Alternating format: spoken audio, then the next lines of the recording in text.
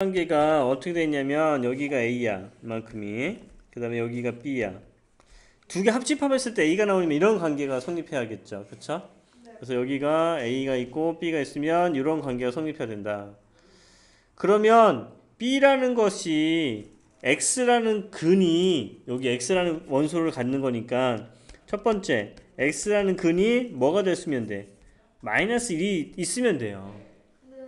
그러면 x가 마이너스 1이야. 그러면 마이너스 m 플러스 1 마이너스 1 m이라는 값이 2가 되면 돼요. 첫 번째로. 그쵸? 자, 그럼 두 번째 값은 x라는 값이 2가 있으면 돼요. 그쵸? 여기 b라는 근이, 응? b라는 근이 x가 2야. 그러면 2m이 될 거고 플러스 1이 2가 되면 돼. 그래서 2m은 1이 되면 돼. 그러면 m 값은 2분의 1이 되면 돼. m 값은 2가 되면 되는 거고, 이거는 위에 거는. 근데 한 가지가 더 있어요.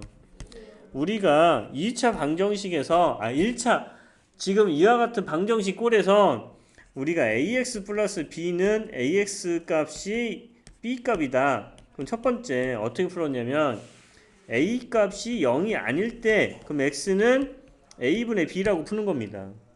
이게 이제 중학교 1학년 때 과정이죠.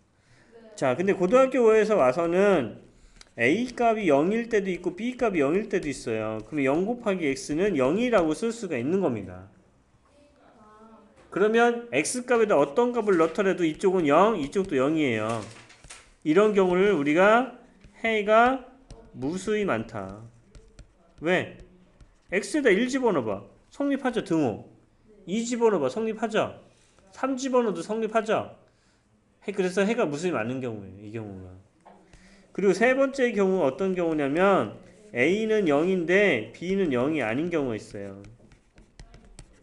그러면 X값에다 어떤 값을 넣더라도 좌변은 0인데 우변은 0이 아니죠. 그쵸? B는 0이 아니니까. 이런 경우는 해가 없는 거예요. 등호를 만족시키는 해가 없다.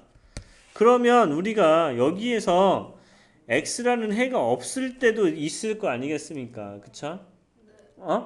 해가 없어. 그러면 해가 없으면 B는 뭐가 되는 거예요? 공집합. 얘가 공집합이어도 상관없다고요. B가.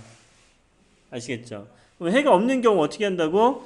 요런 경우가 되면 그러면 여기가 해가 없는 경우. 그럼 공집합이 되는 경우잖아요. 그쵸? 이해되죠? 그러면 공집합이 되려면 M값이 어떻게 돼야 되느냐? 이렇게 돼야 된다고. 이렇게. 그러면 X를 이쪽 이항시키면 mx-x가 마이너스 1이야. x를 빼내면 m-1이 마이너스 1이야. 여기는 0이 돼야 되고 여기는 0이 아니죠 지금. 그쵸? 그러면 m값이 뭐가 되면 돼? 1값이 됐을 때 여기는 1값이 되면 0 곱하기 x는 마이너스 1이야. 여기에 대해 어떤 x를 집어넣어도 0인데 우변은 0이 아니야. 이런 해 없죠. 그쵸? 그래서 m값 1이 되는 경우 도 있어야 돼서 m값은 총 3가지가 나옵니다.